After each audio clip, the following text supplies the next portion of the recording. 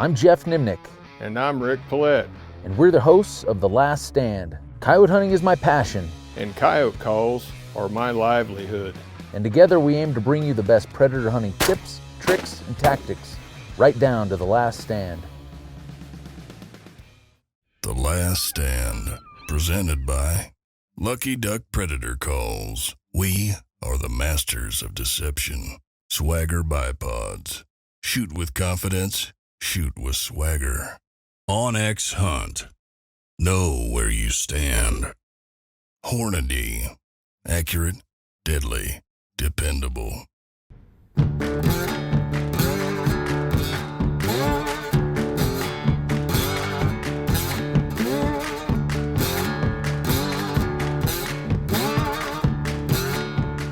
Well, it's hard to believe another season of The Last Stand is about wrapping up, but we're here in West Texas to finish up season 4. So one of the cool things about this hunt is my oldest son, Creighton, gets to make the trip with me. Creighton's been hunting with me for many, many years. I remember, first time he went coyote hunting with me, he was probably 3 years old. I was giving him piggyback rides in and out of stands. He killed his first coyote when he was 5. So, by most people's standards, at the age of 15, he's already a pretty seasoned coyote hunter. But nonetheless, he's never been to Texas either. So I think on the ride down, we had about a 15-hour ride, and his main goal was hopefully to get a chance to kill his first bobcat down here. Now down here in Texas, obviously high rack trucks and night hunting has always been something that's been big. It's something that I've never got to experience. So that was one thing I was really looking forward to on this trip, is to see what these high rack trucks were all about, hunt with lights, and see what that has to offer. After talking to Wade a little bit, he said a tactic that they actually use is hunting out of high racks in the daytime a little bit. And just, some of this brushy, thick country, it just allows you to get a little elevation. And by maneuvering the E-call and getting it downwind, upwind, kind of getting, the truck out of the line of sight as the coyotes, are coming to the call is an effective technique that, predator hunters use down here. So day one, we have a long drive to get out to the ranch. And lo and behold, right about the time we pull in off the main county road into the area where we're going to start hunting, we get a flat tire. Well, we finally made it, Creighton. Yep. We're in West Texas. Wade Chandler with us. Ally Outdoors, Texas Predator Hunters. It's been a rough start to the morning. I was going to introduce you guys to the Toad, which you're going to have to see it a little bit later, but it's the big Texas high rack truck we were going to hunt off of. We got a flat coming into the ranch, rough oil field country, debris, stuff like that. But anyway, got a truck coming to fix the tire. It's going to take a couple hours, so we're going to park in here. We're going to do some stands walking in. Got a big draw that kind of runs down through here. Really, like Wade said, it's really inaccessible except to walk in anyway. So this will be a good part of the ranch to go hunt right now while we're waiting for the flat to get fixed, and That's part of the plan. then we'll get after it. You gonna shotgun him? Yep. I'll try. First Texas coyote with a shotgun? Sure. All right, let's do it. Pressure. So once we get the flat tire fixed, it's close to lunch and it's getting hot. The temperatures are picking up, and obviously in this type of country, when it gets abnormally warm, coyotes tend to shut down. And what I mean by shut down is they just don't respond to the call as far as they normally would, meaning you have to pretty much sit up right on them within a couple hundred yards. And in the country we were hunting, in order to do that, you had to get in the really thick stuff, which is not great for filming and trying to bring you guys great footage. But we tried it to see what we could do. We did have a coyote kind of come in. Creighton was running the shotgun. It just was in and out so fast. We probably saw the coyote for about 1 second. And then at that point we realized, as hot as it is, as windy as it is, maybe we try to turn gears here, change gears, and maybe try to get out at night, try to call some coyotes in the high rack with the lights, and maybe they'll be on the move a little bit more once the sun goes down.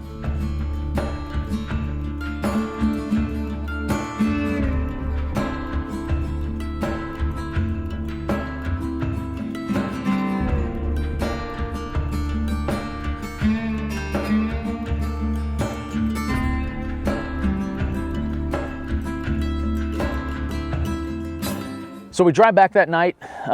We get back a little closer to Wade's house, and lo and behold, if the weather doesn't hose us again, wind starts blowing 20, 25. But we decided to make a few stands anyway. Came up a little short, but we decided we'd go back, regroup, and come up with a plan for day 2. Wade and I start game planning. We're looking at our phones, we're looking at the weather, and we notice on day 2 that it's going to be super warm again, abnormally warm, like low to mid 80s, but with tons of wind. So we decided, you know, instead of going out trying to spin our tires all day, let's make a few stands in the morning, kind of right around Wade's house, and then we'll kind of go back, take a nap, regroup, and then we'll get up and then hit it that night. Hopefully the wind will die down. Hopefully, you know, the coyotes will be out on the move a little bit more. So rolling into our second stand, we're just looking for cover, essentially. We found a tank battery that we could hide the vehicle, which is always important. We got down in there.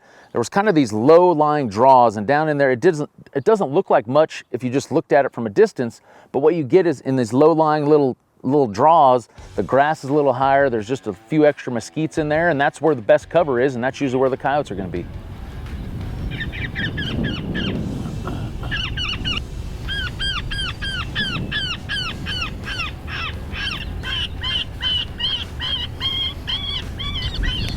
Right here, in the grass. See him?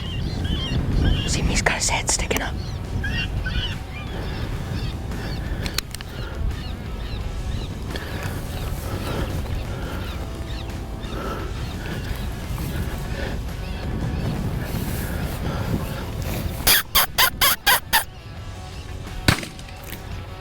Nice.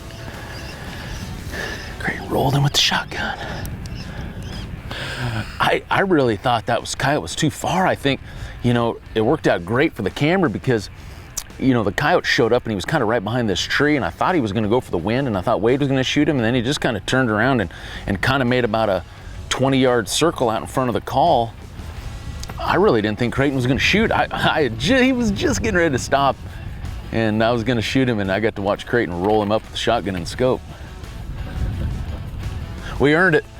We earned this one. It's just been, yesterday was just one of those days that you just got to push the reset button. You got to put together a new plan. You got to adapt to the weather and the conditions and try to figure out what's going to be your best plan to get some coyotes killed. And that's exactly what we're doing right now. And it paid off. Second stand of the morning. First coyote of the trip. It's your first Texas coyote, man. Yep. You killed a Texas coyote before I ever have. Yeah. That is true.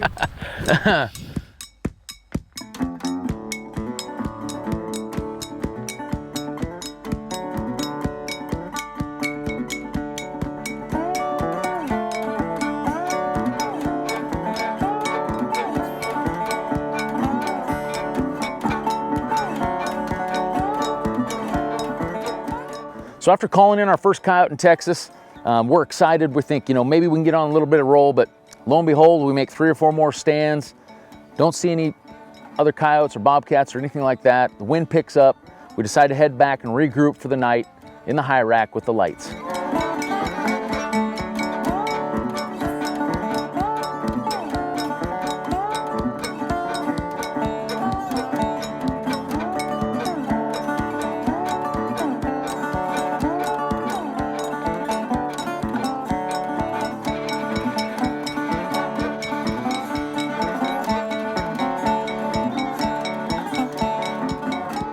You know, we're grinding, we're working, you know, we're cranking out stands, and just for whatever reason, we just can't call anything in, you know, and it's tough. You know, I was going deep into my folders that, you know, in most scenarios throughout the entire season, I probably don't play more than 10 different sounds, no matter where I'm at. On this trip, it tested me, man. I was going deep into different folders, just trying to find something that might work. But sometimes that's the way it goes, blank stand after blank stand. So our last morning in Texas, we make about an hour-and-a-half drive. We meet up with Joey, which is a friend of Wade. They've known each other for a while now. Joey hunts a lot of coyotes and fox and all kinds of stuff in this area, and he lines us up a nice little ranch to go to that morning, and the plan is we're gonna try to kill us a gray fox. As we get out there and start hunting, it's a little bit different type of day. The previous 2 days, it was warm, windy, sunny.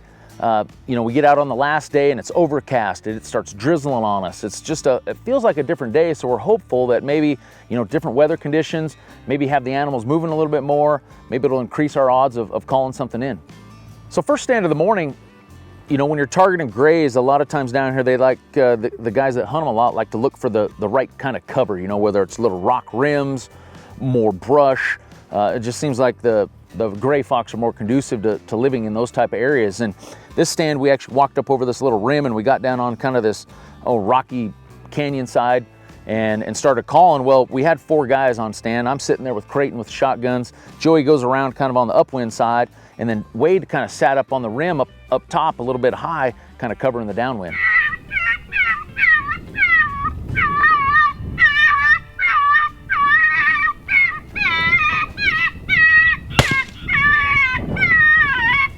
Well, just a few minutes in, we hear a shot and a whack. We know we have something. We're anticipating it's going to be a gray fox, but once the stand was done, we actually walked up over the hill, and Wade, to his surprise, shot a coyote.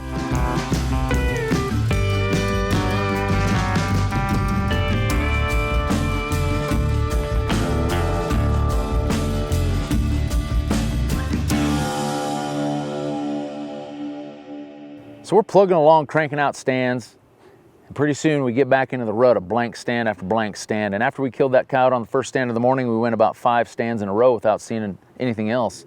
Kind of a drizzly rain sat in on us, which didn't make it too enjoyable. But you know what? We knew we only had the morning to hunt, so we're gonna push through it.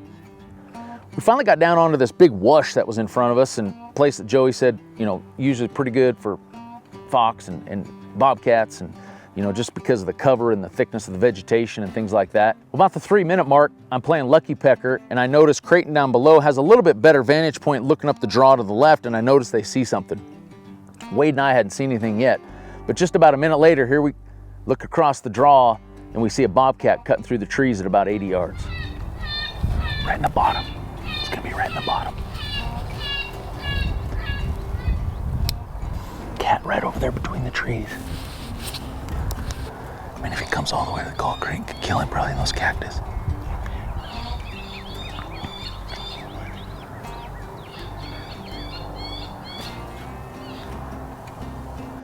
You know, at that point, when you have a bobcat within that 80-yard mark, sometimes, you know, I don't have a whole lot of experience calling in bobcats, but the few that I have seen like that, sometimes it may take them, you know, just a few minutes to close the distance. Sometimes they just check up out there and don't come any closer no matter what you do, and you have to shoot them with the rifle. But it seems like a lot of times if you're a little patient and you work that remote a little bit and you work through different sounds, you can just keep closing the distance on that cat. You know, you get his attention for just enough and he closes the distance 10 or 15 yards. And then you might have to switch sounds again and he'll close the distance another 5 or 10 yards. And that's exactly what I had to do. We worked this cat for about 15 minutes, but we finally got him right to the call, and Creighton was able to shotgun his first bobcat ever. Oh yeah, Creighton's on it. That's just a touch too far. If we get him down to this next group.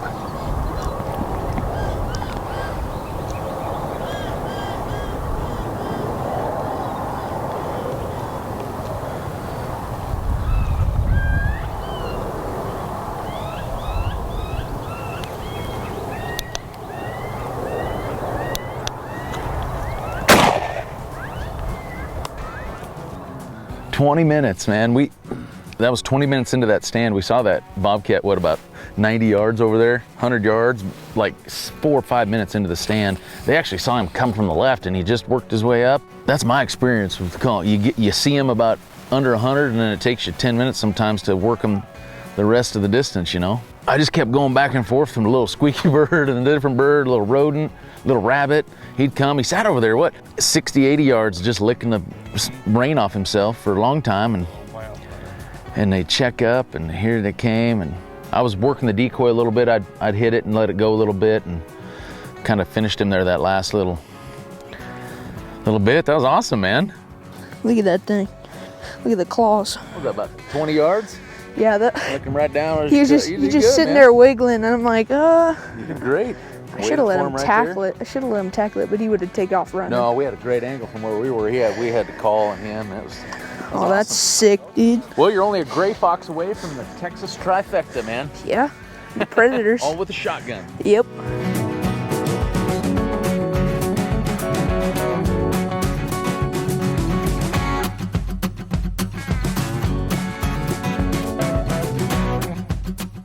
Well, obviously it wasn't the barn burning, grand finale episode we were hoping to bring you guys, but it was a great experience. Got to spend 3 days with my son, got to meet some great new guys, got to see some awesome new country. We'll be back for sure. This ain't the last time I'm gonna be to Texas.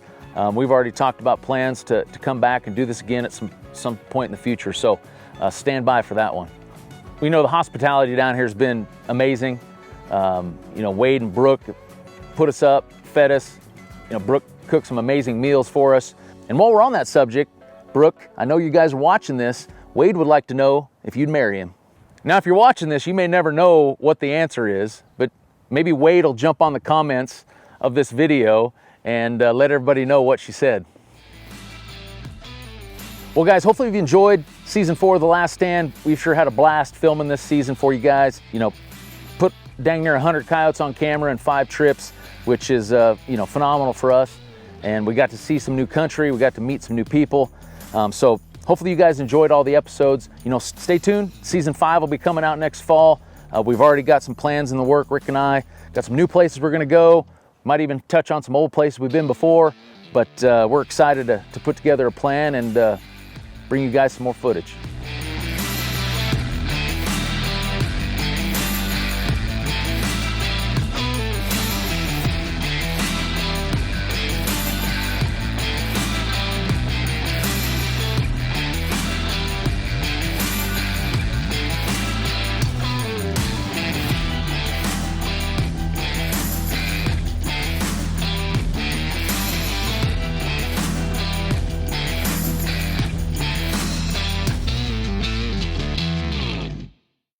Well, over the course of the off season, feel free to rewatch all these episodes.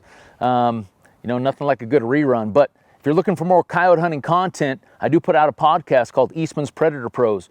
You can find it on all the podcast platforms. I'm sure Creighton and I might actually get on here and do a little podcast about our adventure down here in Texas. But going to be bringing you a bunch all summer long. Every couple weeks, those will come out. So if you're looking for more coyote hunting content, check out Eastman's Predator Pros.